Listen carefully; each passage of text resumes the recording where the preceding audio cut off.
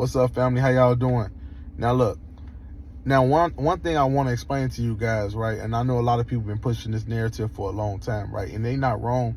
It's just pretty much, it's been misinformation, right? So I've been teaching lately about how to establish, personal credit from the EIN number, right? But I want to give a lot of people who have took my course and also those who just curious about it, right?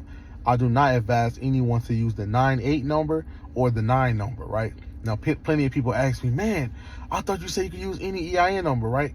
The only reason why you can't use a 9 number, because a lot of times when you go through the banking system, right, and like say if you put in the 9 number, right, to try to, apply for a loan application, or you trying to get a checking account, and it always says the 9 number is invalid. The reason why it's saying that is, right, because the 9 number come up as foreign, right? So it's not compiling through the system as if it's a social security number. It actually looks like a I-10 number.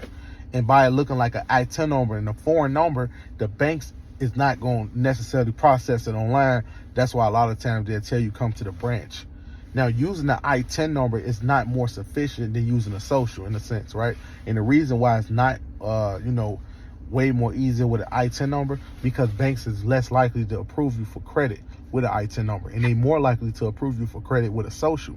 Because remember, I-10s have to be, you can get a new I-10 anytime you want. Like say if a foreigner came here and he worked in the United States for like a year, right? He can apply for an entirely new I-10 number, because I-10 numbers expire every year. It's not like a permanent social security number or something like that. I-10 numbers expire. That's why a lot of bankers and creditors said you cannot get a mortgage really with an I-10 number. Certain mortgage companies would allow an I-10 number, but trust me, that's high risk to any banking institution. That's why they would prefer you to have a social, because it's stuck with you forever, right? So I do not advise any of you guys to use the 9 number or the 98 number, right? So I'm just informing you guys off the rip. Now I'm gonna have a few videos coming out showing you guys how to change that whole scenario. So if you got older EIN numbers from way back, it does not matter if it had business credit on there. You never established personal credit. So if you have old EIN numbers, use those numbers, whether it start with an 8, 7, 6, 5, 4, 3, 2, 1 besides 0. So 0 and 9 numbers, do not use them at all, especially a 0 number. But do not use a 9 number. I can tell you this right now. So continue doing what you're going to continue doing what you guys do, but make sure you do not use a 9 number. Make sure you do not use a 98 number. I know a lot of people have been telling you, hey, these are foreign numbers. Okay, they can be foreign numbers, but when you go into the bank and trying to get lines of credit or credit cards with these numbers, it's not going to process through.